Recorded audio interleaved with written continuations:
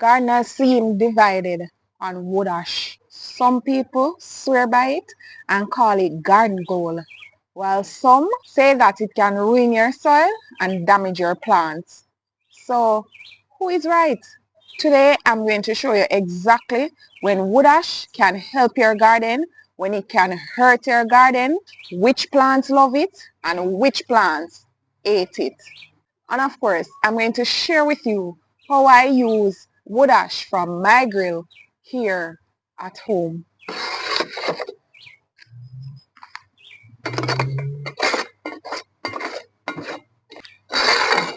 You will know if you're throwing away a valuable source or if you should keep it far away from certain plants.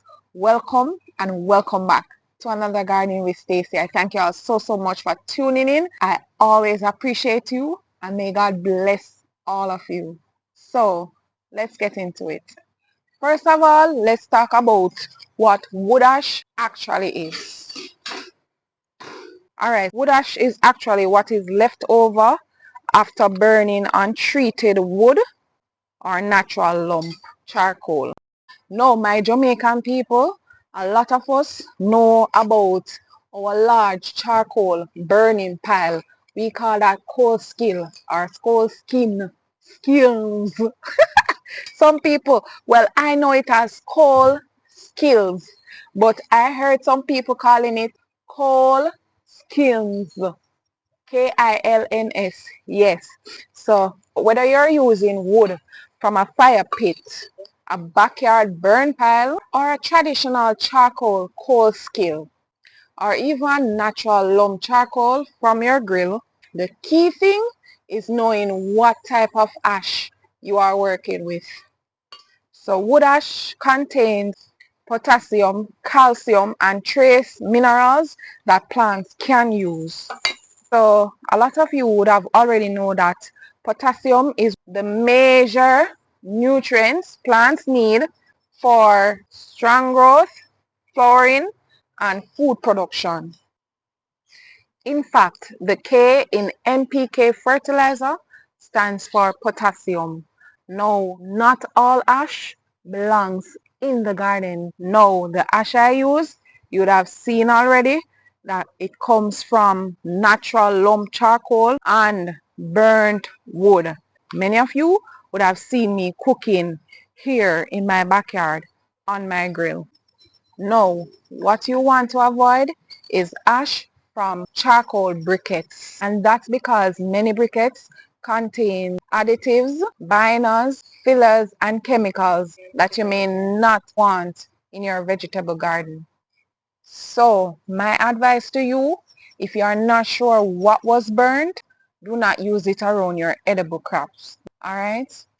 Just keep in mind that natural wood ash and natural lump charcoal are the safest options. So why do some gardeners love this stuff? Again, wood ash can add potassium to the soil. It supplies calcium, it supports flowering and fruit production, it improves plant vigor, it even helps some compost piles break down faster. No, one key thing, it reduces soil acidity by raising soil pH. Of course, we're going to dive deeper into that acidity and that soil pH thing. Alright, so don't worry about it. Because you see that part, that is where the benefits and the danger comes in. This is where many gardeners start to have difference in opinions. No, wood ash makes soil more alkaline. Some people hear that and immediately start throwing ash everywhere in the garden. And others hear that and refuse to use it any at all. But guess what? The truth is somewhere there in the middle. Okay, so let me explain soil pH to you. So we're going to go into acidic soil and alkaline soil. Because when I just started out and started to learn about soil pH, acidic soil and alkaline soil, I was like, ugh, because the information was here, there, everywhere, and I was like, oh. couldn't get it. I couldn't get it until, I said, all right, I need to know this. I need to know this if I'm going to do this. And so, yes, I think I can break it down to your understanding.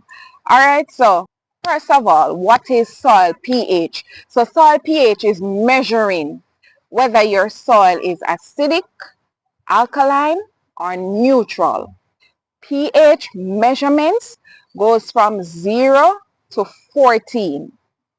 So the soil is neutral if it is at 7, right? The soil is acidic if it is less than 7. The soil is alkaline if it is more than 7. So you see why the soil pH measuring kit is very useful, because you'll have that little thermometer to check your soil or those strips. Alright? But Stacey, why does all of that matter? Why do I have to consider soil pH?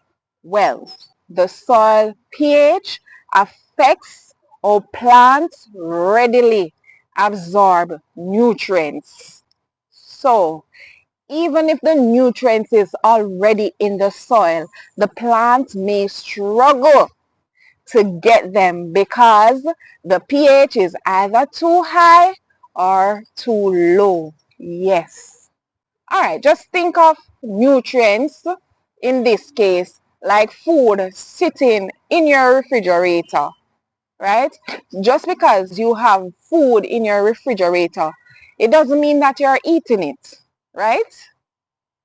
I hope you're getting it with me now. So you are not immediately benefiting from those foods. It's the same thing like with the plants. If the nutrients is in the soil and the root is unable to absorb those nutrients, then it is no use to the plant. You understand? Again, an example with your fridge, it's like locking your fridge with a key. You put the key somewhere and you have no idea where you put it.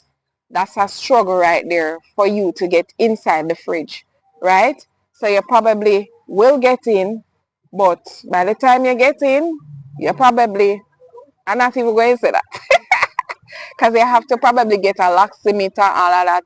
And by that time, I don't know. Anything can happen. You get what I'm getting at? So yeah, it's the same thing with your plants.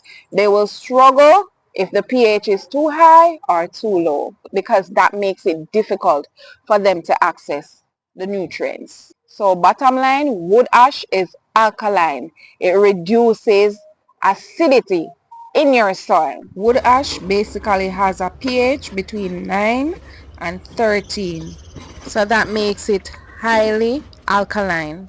Some plants prefer alkaline soil, some plants prefer acidic soil, some plants just prefer neutral soil.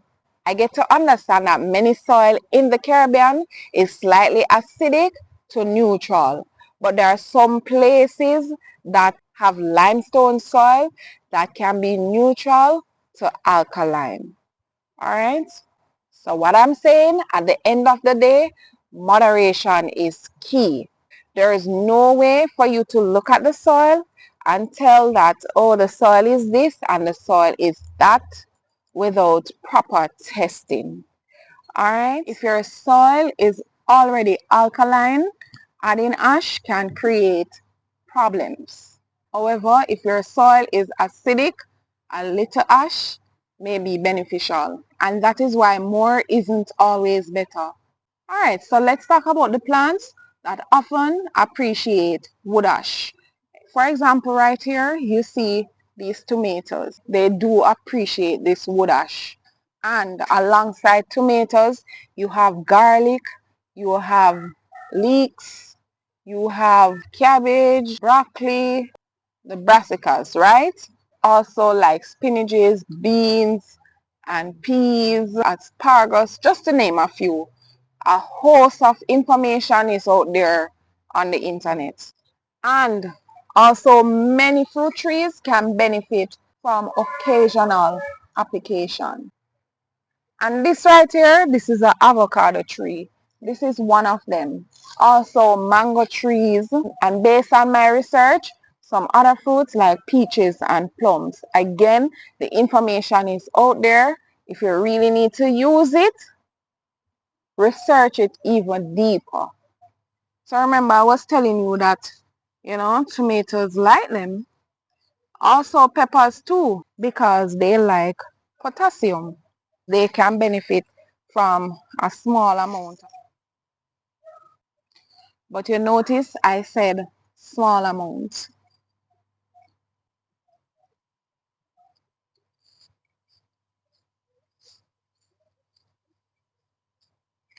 Now let's talk about the plants that many people actually damage with wood ash. It's not limited to what I will say, because deeper research will definitely tell you all of those plants. It is so much easier for you to research one particular plant than for me to give you a whole entire listing. These plants that we're talking about, they prefer acidic soil and they generally don't appreciate wood ash. Some of these are potatoes, sweet potatoes, berries, and flowers too, like hydrangeas. Alright, so yeah. You see, it can be good and work well for you in your garden, and it can be the opposite and work against your garden. Because guess what? Adding too much wood ash around your plants can cause nutrients problem and slow growth. Yes. No, I know by now that some of you must be wondering, how do I know if my soil is alkaline or acidic? Well, you, like me, I am planning to invest in a soil pH test kit. Or if any of you watching and you have more than one and you want to gift my garden one. Anyways, yes, so I'm planning on investing in one of those, to just have a better feel. The fact that I am cooking a lot more in my backyard and I have a lot more wood ash than normal. I don't want to throw it out, right? I want to use it, but I want to ensure that, I'm getting it right. Now, for us in the Caribbean, it's a little different. Of course, I did my research and I found ways how to test my soil pH with home remedies. Vinegar for alkalinity and baking soda for acidity. But guess what? They're not very reliable. And so I'm a little iffy. Alright, so I prefer to invest in a kit, a soil pH test kit. Personally, I don't dump a large amount of wood ash in my containers or beds. I use it lightly. Remember, you're not trying to turn your soil into ash. You're simply adding a little potassium and calcium. A small amount goes a long way. If you have a compost pile, wood ash can be useful there too. A light dusting can add minerals to the compost. And remember, the key word is light, because again, too much wood ash can make the compost overly alkaline. So sprinkle it, okay?